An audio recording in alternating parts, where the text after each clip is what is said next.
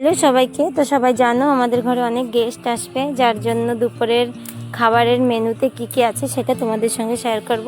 তো দেখো দিদি মাছগুলো ফ্রাই করে নিচ্ছ, আর যতটাই মাছ এই যে দেখেছো সবগুলো আমাদেরই ড্যামের মাছ। তো ড্যামের থেকে যখন মাছ ধরে সেই ভিডিওটা আর কি আমার কাছে নেয় না, না হলে তোমাদের সঙ্গে আমি অবশ্যই শেয়ার করতাম, কেন কি আমি তখন পৌঁছাই নাই, দিদিরা আগের থেকেই চলে আসছিলো। তো দেখো দিদি এখানে চিকেনটা বসিয়ে দিয়েছে, আর এখানে দাদা হচ্ছে অনেকটাই হেল্প করে দিচ্ছে চিকেনটার জন্য। আর অনেকই লোকজন সবাই মিলে চলে আসে আর কি, সবাই হাতে হাতে করে দিচ্ছে তাকে জলদি হয়। লাঞ্চের টাইমটা অনেকটাই জলদি ছিল, যে না অনেক জলদি খাওয়া দাওয়া করবে। তো দেখো চিকেন কষানোর পর চিকেনটা প্রায় হওয়ার মতো হয়ে গেছে, জল দিয়ে দিয়েছে। আর এখানে হবে হচ্ছে তেলাপোয়া মাছ, মাছের সঙ্গে শস্য বাটা দিয়ে আর কি মাছের যে পাতুরি বলে সেটা হবে। ওনাদের একটা নিউ ডিশ বানায় খাওয়ানোর জন্য অনেকটাই এক্সাইটেড দাদা থাকে। তো দাদা বলছে এগুলো করো। তো দেখো আমাদের ক্ষেত থেকে কুমড়ো পাতা আনা হয়েছে, তো আমি কুমড়ো পাতাগুলো সুন্দরভাবে ধুয়ে নিচ্ছি, কেন কি গতকালকে বর্ষা হয়েছিল, যার কারণে ছোট ছোট বালি পাতায় ছিল।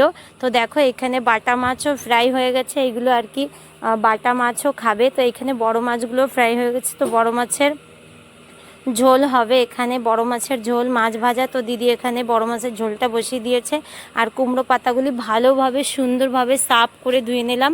তো এখানে আমি পাতা দিয়ে আর কি মাছটা উপরে রেখে তো পাতাটা ফোল্ড করলাম। তো একা তো এই জিনিসটা করলে হবে না, অনেকটাই টাইম লাগবে।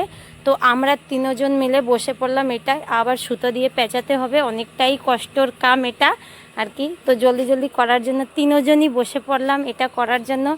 তো দেখতেই পাচ্ছ তোমরা, আর লোকজন আসলে তো সবাই মিলে কাম করলে অনেকটাই খুশি, অনেকটাই ভালো লাগে। তো লাস্টে আমরা দুই ভাই বোনে ছিলাম, তো ওই যে আমার দাদা। তো দেখো আমি আর কি মাছটা দেখাচ্ছি, কত বড় বড় পিস, পাতায় পুরোপুরি আসে না। তো দেখো কমপ্লিট হওয়ার পর আমি ফ্রাই করতে লাগলাম। তো ফ্রাইটাও হয়ে গেছে, তো দেখো কত সুন্দর হয়েছে। আর খেতে না খুবই টেস্টি, মানে অসাধারণ, কি আর বলবো, এত সুন্দর। তোমরাও খেতে পারো বানিয়ে।